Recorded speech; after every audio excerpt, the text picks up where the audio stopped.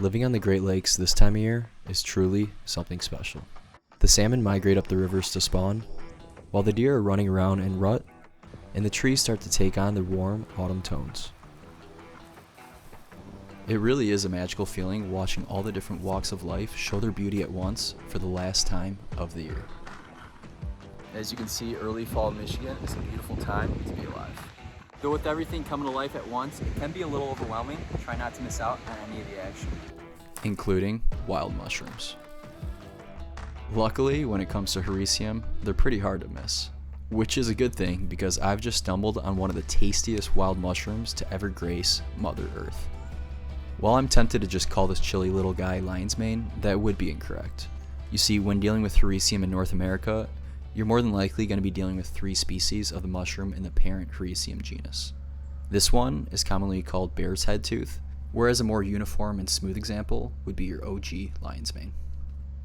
The third species is called comb tooth, which you'll see in just a minute. Notice how this one's growing on a dying beech tree? Well, that's because Hericium are sapotrophic, meaning they consume dead organic matter of trees in predominantly deciduous forests. Leave a little bit. And you can see there's been some growing up the base as well, so keep your head up looking for them. Now, I found that the best time for me to find Hericium is in early fall. Right up there. Though you can get lucky and find some in late summer and late fall, it just depends on the season. I do, however, always find them a few days after a strong rain, once the night temps fall into the 50s. Oh, it's way out there. Oh. Yep. Look at this. Beautiful. Oh, this is super fresh too. This stuff's so cool. Notice how it branches out irregularly, kind of like coral. Even more so than the first bear's head tooth example.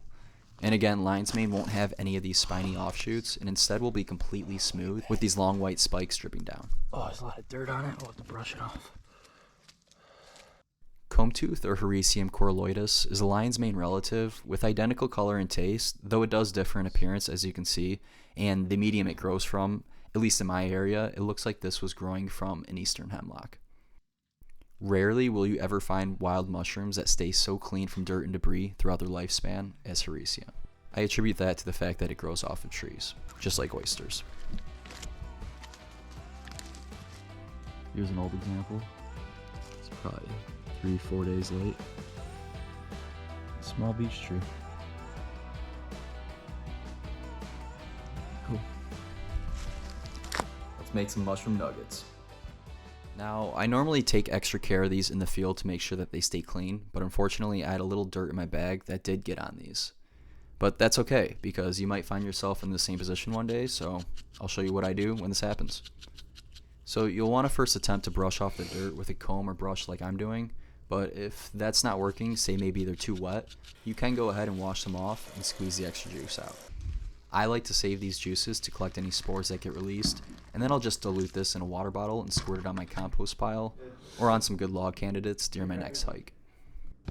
You can make a number of things with lion's mane, but my favorite dish by far is making mushroom nuggets. They're simple, quick, and delicious. Here's how. Just chop up your mushrooms into thin slices like so. About a 1/4 inch is fine. Then get out your choice of flour. I dip them in egg first to help the flour stick, but you don't have to. Then just toss them in your oil. I recommend olive or avocado oil just to avoid any of the ultra-processed refined oils. Last year I did experiment with an air fryer, and I have to say after experimenting I do prefer the oil, so I'm just sticking with that this year. And once you've cooked each side for a few minutes, you're done.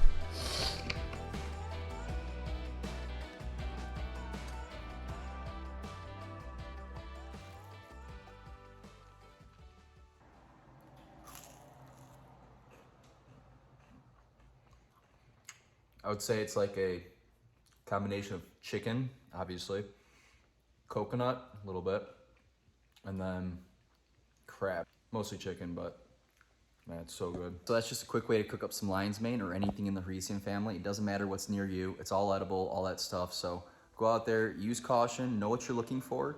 And of course, if you have any ideas for me to cook up some stuff, leave a comment. Otherwise, like, share, subscribe, all that good stuff. And I will see you guys on the next one. Peace.